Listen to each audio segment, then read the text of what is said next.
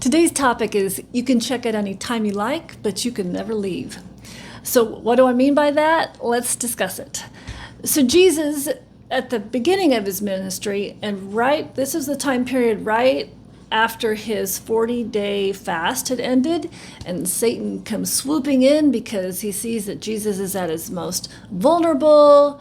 He is most likely to fall to the temptation at this point in time because, again, he's vulnerable. And so he comes at him with three different temptations, one of them being, which he hits each one of us with, this is not just a temptation that he gave to Jesus. This is a temptation that he gives to all of us. His tricks have not changed. In one way or the other, because he knows where we're going to be. He knows what our easy spots are for each of us. He knows how to target us. He knows what our triggers are. But this temptation was, do you see everything I have here? If you worship me, all of this is yours. And what is that? It's sin, basically, dressed up with a shiny bow, right? It's decadence. It's all the things that are going to fill that hole that you feel in your life that you're trying to fill, and you're trying to fill it in the wrong ways. It's always going to be the easy path. It's always going to be the broad path. But it's not a path that leads to freedom. So, you might try to fill that hole with cheating on your spouse, and then you destroy your family. Or you might be stressed or anxious or depressed or in some kind of pain, mental pain, and you try to fill that hole with drugs, or you try to fill that hole with excess drugs, and that is just a trap.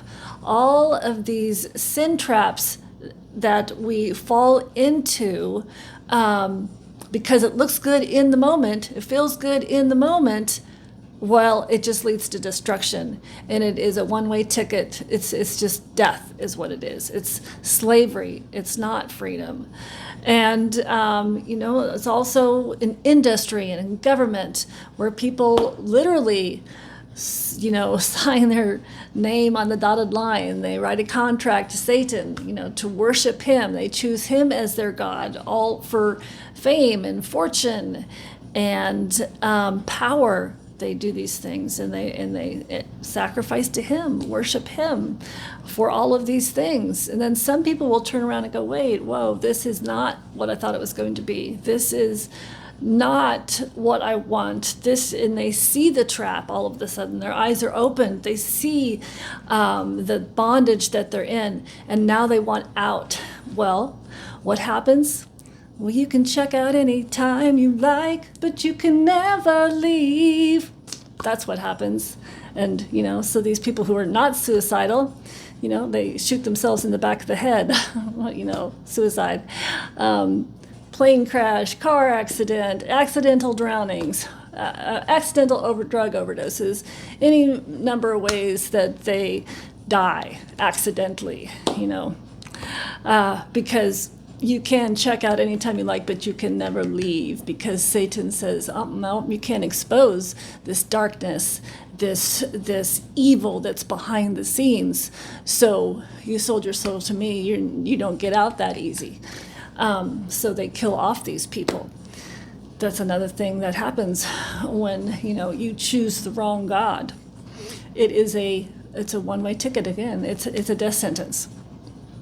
So, what was Jesus's answer when Satan laid this temptation at his feet? Well, it was, get behind me, Satan. There is only one God, and I choose to serve him.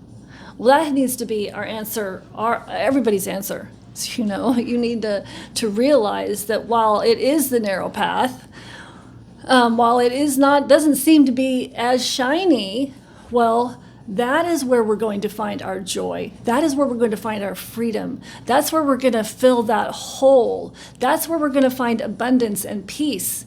And life everlasting is when we choose to serve God instead of Satan. When we choose the right God to worship. That's where we're going to, in fact, that's, why Satan tries to lay all this sin at our feet and gets us to choose the wrong path is because he tries to get us out of our purpose. He tries to get us out of our abundance. He tries to get us out of life everlasting, so that he can, his main goal is to hurt Jesus, to take away what belongs to Jesus, the Son, which is us. We are his inheritance. It says that in the Bible. One of the things, we inherit him, but not only do we inherit him, he inherits us, which to me, I think just blows my mind that we are actually his inheritance. And I find that is a wonderful picture. So choose the path that's life. Choose the path of abundance. Choose to walk out and fulfill your purpose. Keep your eyes on him. Keep your eyes on the path. Ask him to show him your will, his will for your life.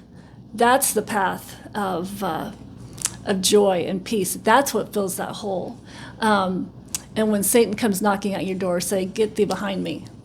I choose to serve the one and only God."